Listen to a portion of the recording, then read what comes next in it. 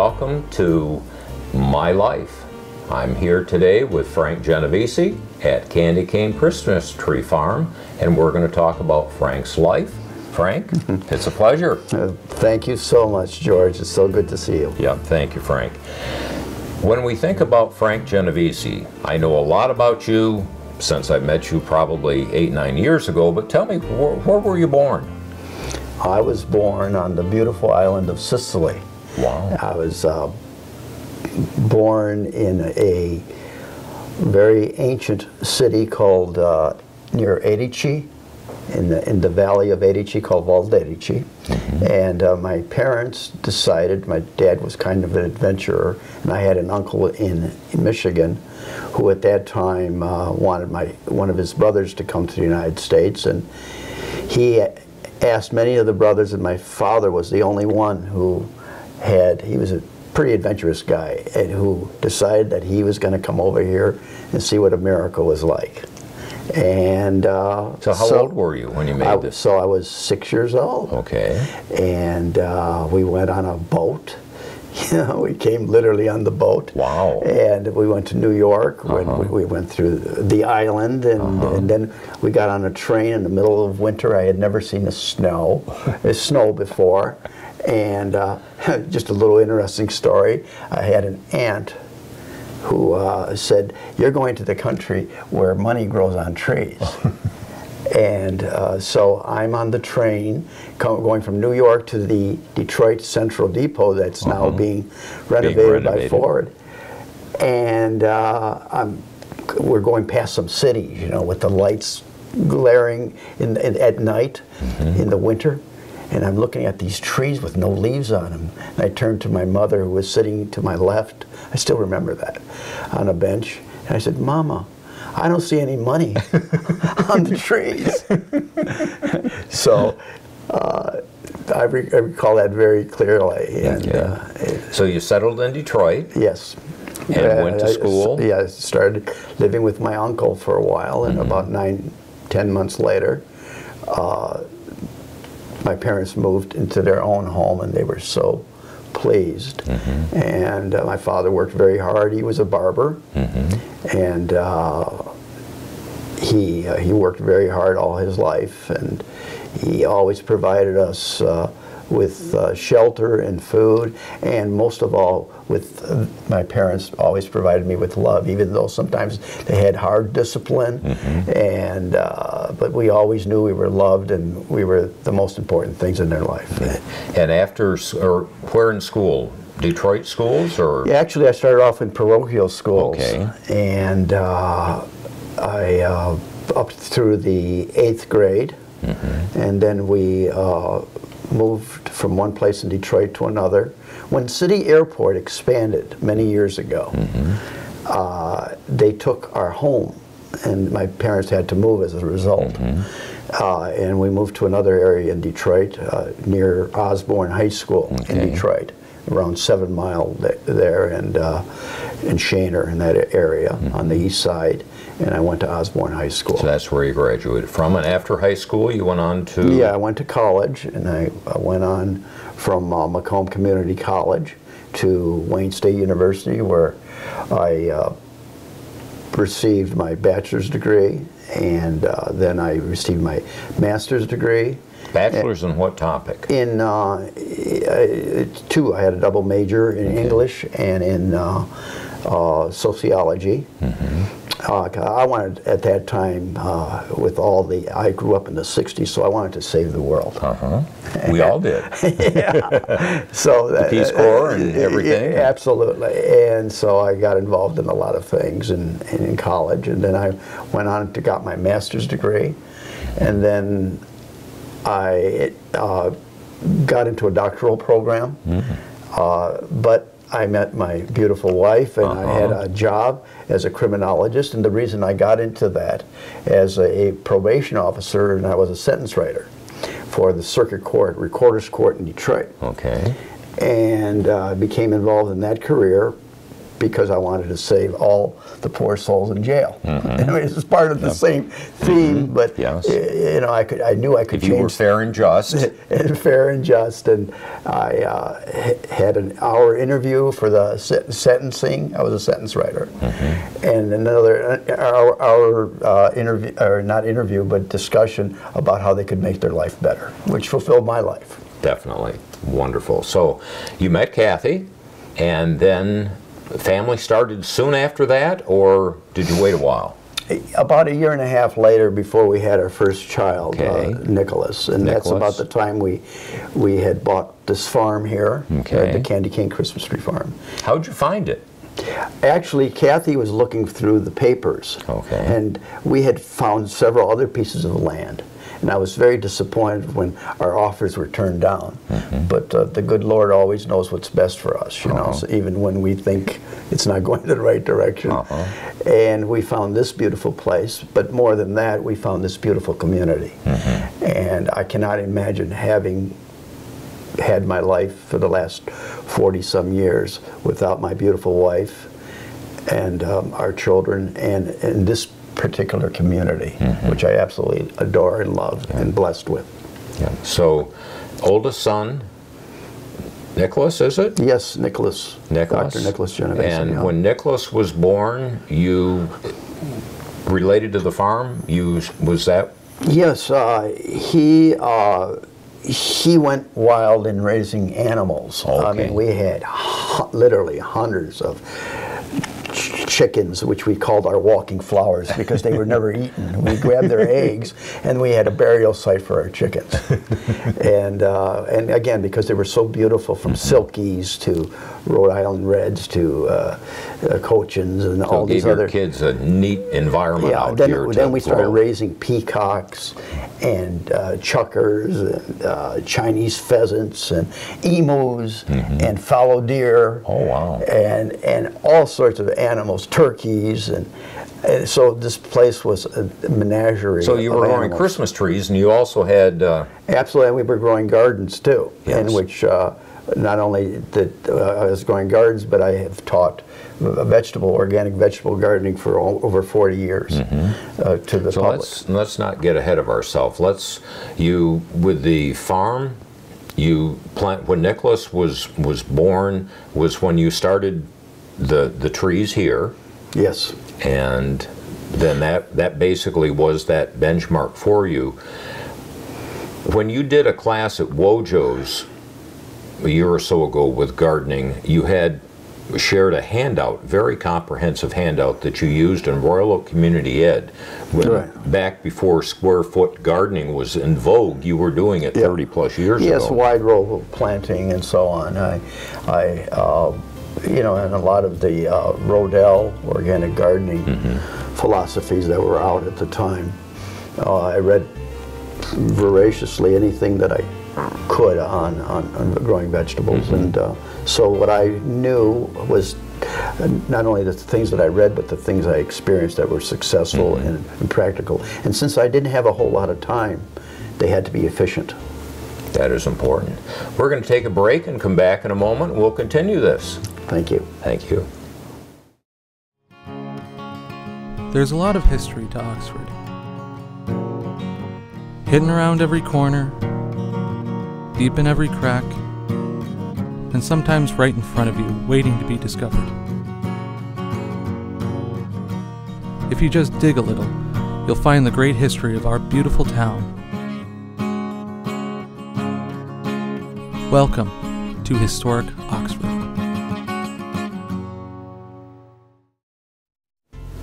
Welcome back for the second segment with Frank Genovese. And Frank, we finished up the last time when we were talking about your interest in gardening. And again, I talked about the class that you offered at Wojo's, which was so well received. Again, the wealth of information you have, the experience you have in gardening, and you were talking about the time being, your time here is being limited, so you had to be efficient. And the practical I guess, aspect of gardening and how people are picking up on it today, that you don't really need a big space to have a garden. You can actually do it in a smaller area and be efficient. Oh, absolutely. And by the way, the gardening was what got me into the Christmas trees. Not only did I have an uncle that grew Christmas trees up north, but the gardening was my first encounter with my Christmas trees, which inspired my Christmas tree farming. And actually, my father encouraged me, because he used to do the garden. He was a barber. He was, but he did a thorough garden, which in Detroit, the lots were kind of small. And I tried to help him, and he was a good father, but he thought I didn't know what I was doing. So he would tell me, "You don't know what you're doing," which made me furious to, "I'll show you." So when I got married, and I had my own garden, I started developing my own garden and did quite well. And then my good wife encouraged me, because I had done so well, to start teaching through the Royal Oak school system on vegetable gardening, which encouraged me to open up the Christmas tree farm, because we wanted a bigger garden. So we ended up buying this place. And so how big is this garden? How many acres? This is a 14-acre initially garden, which was too much, and I realized I couldn't do it. And one Christmas, my mother suggested, "Why don't you do what your uncle does up north and grow Christmas trees?" And since I lived in Warren at the time, and the farm was here in Oxford, Brandon Township, and I couldn't, it was just too much. I was raising a family. I was working at the courthouse in Detroit. So eventually, that's why we decided to move out here. And I started working in Oakland County at the Oakland County Circuit Court with the probation department there. And that's how we got here. That's how you got here, and started the initial planning would be how many trees to get you started that first season. It takes how many years to get a tree up to the point where you can harvest it? It depends on the species. I will give you an answer, but it depends on the species. As little as 6 years for Scotch pine, which is not really popular too much anymore, and approximately on the average of 8 to 11 years. So I would say 9 years. So the Fraser firs, the concolor firs, the bread and butter that you have here, that's going to take. That's about 9 years for an 8 to 9 foot tree, which is usually what people want. Excellent. So that first year, you started out planning when Nicholas was born, and then it takes 9 or 10 years. So each year you planted how many trees then to start filling in? It was several thousand. I did not know at the time really how many, because I didn't know my market or anything like that. But what happens is not everything that you plant makes it. About approximately 20 to 30, sometimes depending on the year, up to 50% are lost due to drought or due to critters. Critters are running them over with the mower, or whatever. They don't look good, and so there's a lot of mortality as a result of things that happen along the way. So over the years, when the farm is fully stocked, how many trees are out there?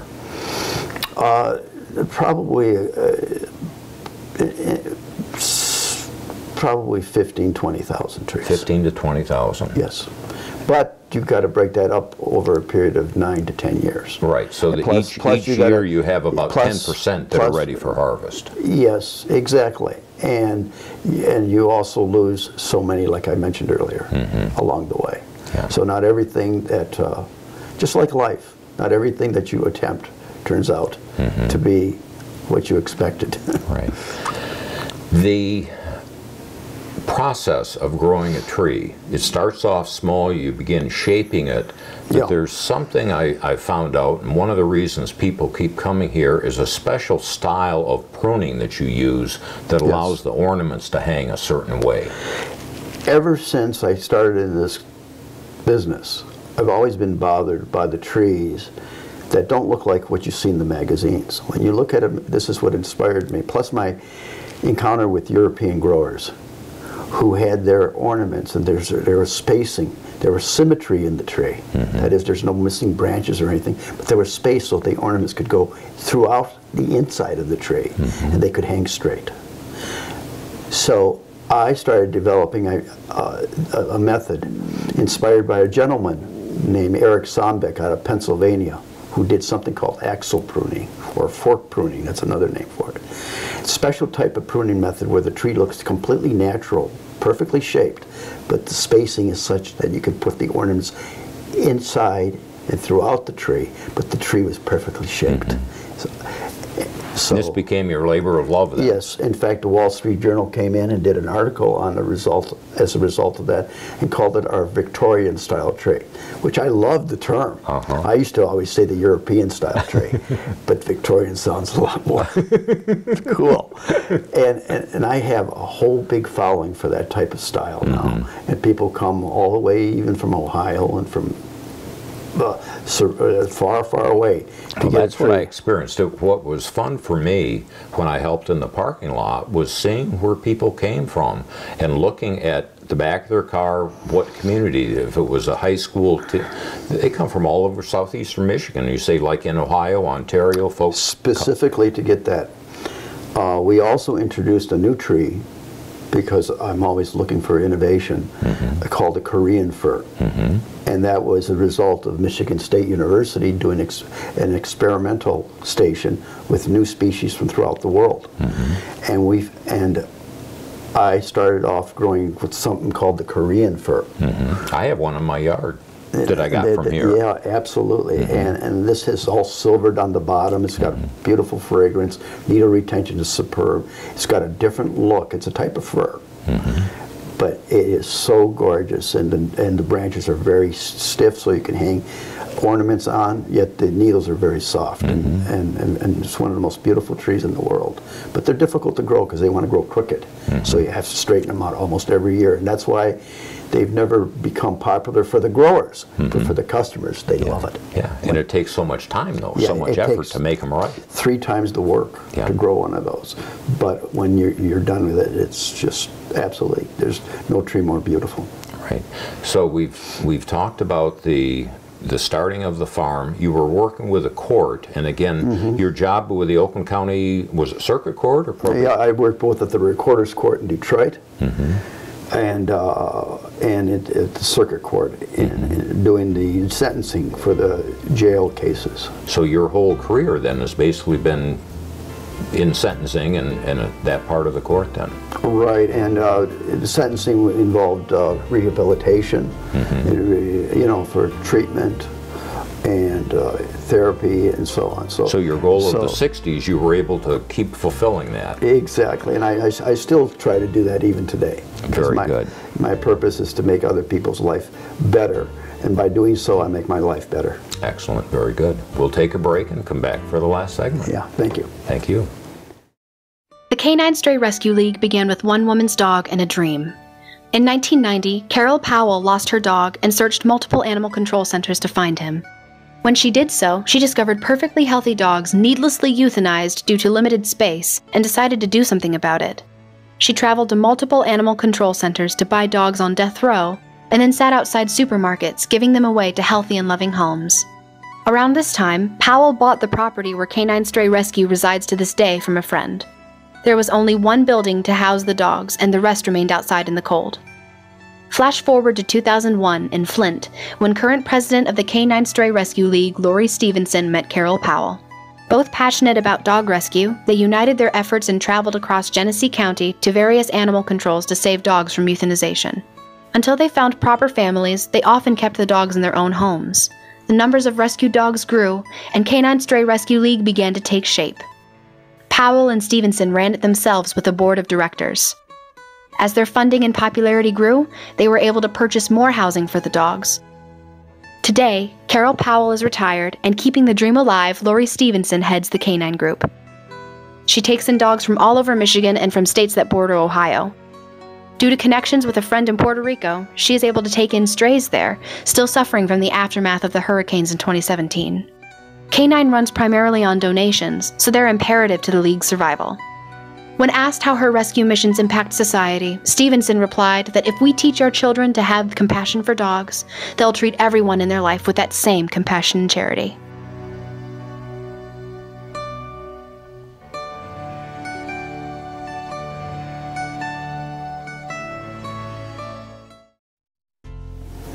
We are talking with Frank Genovese, and the owner of the Candy Cane Christmas Tree Farm. And we talk about the process that you've gone through over the years, the neat environment that you had here for your children growing up. You talked about the name of your farm and a time you had up at Bruner's with Wally Bruner. Can you describe how your farm got its name? Yes, first of all, the name is fairly significant to us because the purpose of Christmas is love, as far as I'm concerned. And another name for love is God. Another name for God is Christ. Mm-hmm. And Christ is the Good Shepherd. The candy cane name came as an idea that my wife had. I'd love to take the credit for it, but she's like the candy cane, so sweet. The cane represents the Good Shepherd, and which represents Christ. Mm-hmm. So, as a result, we thought that was the perfect name for our farm. It was easy to remember. Mm-hmm. It represented Christ and Christmas. Mm-hmm. And as a result, what you mentioned, Wally Bruner, mm-hmm. we had the privilege of knowing him. In fact, at one time he even gave us a tour of the Holy Silent Night Chapel up there and of his place. And I had spent some time with him. And he had always put in his ads at his place where Christmas was Christ in the big letters mm-hmm. and Miss in the small letters. Mm-hmm. And I always resented the Xmas. Mm-hmm. So this was almost, not only are you emphasizing Christ, but I wanted to emphasize, don't put an X in front of it. Mm-hmm. And on top of it, it applies to the world. Mm-hmm. It's not secular because of the fact, or it's not taken, because love is everybody, whether mm-hmm. you believe in Christ or you believe in whatever your belief is. We all believe in love mm-hmm. and kindness, yeah. which is what Christ represents. Yeah. But, you know, like Shakespeare says, a rose by any other name smells as sweet. Mm-hmm. And love by any other name, be it Christ or holiday or whatever, mm-hmm. it all goes down to one thing, that is the love of the season. So mm-hmm. Candy Cane Christmas Tree Farm was a nice way of presenting that without mm-hmm. being in anybody's face. Mm-hmm. You live that, though. I've had the pleasure, and I hope to have the pleasure this season helping out in the parking lot. When families come here, they're greeted by this gentleman with the white beard and the yeah. red jacket. Yeah. And they're given hugs, and they're welcomed. And it's families that come year in, year out, that it's that love that brings people back. And that's so important. Yes, I do have a business, but it means nothing if love isn't expressed. Mm-hmm. Everybody that comes to my farm, I know that if they had been my children, or they had been my neighbor, or they had been anyone that I had known and grown up with, I would have loved them. Mm-hmm. And just because I didn't have that experience doesn't mean they're not as valuable. Right. As a result, I feel privileged to have these people who I've never met come mm-hmm. into my life because of my farm. Mm-hmm. And I'm going to take that moment's opportunity to hug them, mm-hmm. to know that at one point our heartbeats were together for that one moment mm-hmm. in our lives. And it's an honor for me to be able to hug them, to tell them that they are important and that they are my brothers and sisters. Mm-hmm. And it's really quite simple. Mm-hmm. And as a result, I need to do that, not only for them, but for myself. I got this philosophy that when I hug you, I share a little love with you. Mm-hmm. And another name for love is God, and God is eternal. And therefore I capture them as part of my heavenly population. And I become part of their heaven, and they become part of my heaven forever. That's what the hug represents. And I'm going to say, you're not going to stay out of my heaven. I'm going to grab you, and I'm going to share this moment of love. That's all. It's a simple it's little dynamic. thought. It's dynamic and so special here, Frank. And that's, again, something that just embodies what Candy Cane Christmas Tree Farm is about. And it is, like I say, such a pleasure to watch. You're faith-based. Christ is important to you. The seasons, right now, you're gearing up for the busy Christmas season, but while right afterwards you may take a break to catch your breath, so to speak, what happens in the spring? You begin you're always looking ahead. Farmers are always looking ahead to that next crop. So the seasons for you represent what? You go through the various seasons. The most stressful time of the year, but yet the most wonderful, is when my customers come in. But it's very stressful because there's so much responsibility to making sure everybody's happy, the equipment's working, my employees are all in place, and so on. But it all starts in the springtime, which is my favorite time, actually. It's when the planting occurs, and I rejuvenate the farm. And I've never gotten over the miracle of being able to take one of these wonderful little plants that I did not create, that the good Lord created, and I do the miracle of planting a tree, and it grows. I've tried to make a tree in my workshop, and it never grew. So to me, that's a miracle. And then I really enjoy the pruning, making them into, it's almost like an artist doing a painting. Making They're like your children out there. Yeah, they are. And then when the families take them home, they are the love of the family. The love of Christmas, the whole season. So my Christmas trees enhance and frame that love, as far as I'm concerned. So I feel privileged when they get one of my trees, and I'm honored to be part of their family as a result. That's so neat. So the springtime, and then so it starts in the spring with the planting, and then throughout the summer you're basically harvesting, you're watching for insect pests and things like that. Yes, I try to grow as organically as I can, and I make sure that enough weeds are in the field, but yet that they're under control. I irrigate regularly so the trees stay healthy, and when they're healthy they resist diseases and so on, so I don't have to spray insecticides. Actually, the insects normally don't go to a healthy tree. They normally go to the more fragile. Exactly, and 95% of the insects that are out there are helpful insects. There's only 5% are problems, and they usually go to what I call a magnetic tree, or a magnet tree, and then when I find that tree, I grab that and I usually, I burn it, and I destroy it without having to contaminate the field. Very good. So, Frank, as we think about your life, we think about coming here from Sicily, how you got started in Detroit, how you met Kathy, and then what you've done here on the farm, extending your philosophy of love. It's very special talking with you today. Yeah, thank you, and I just hope that everyone out there holds their family dear, and everyone that encounters them in their life and who they encounter, that there's a purpose behind all that, and let's be kind to one another. Very good. Thank you, Frank. It's been a pleasure. Pleasure. Thank you.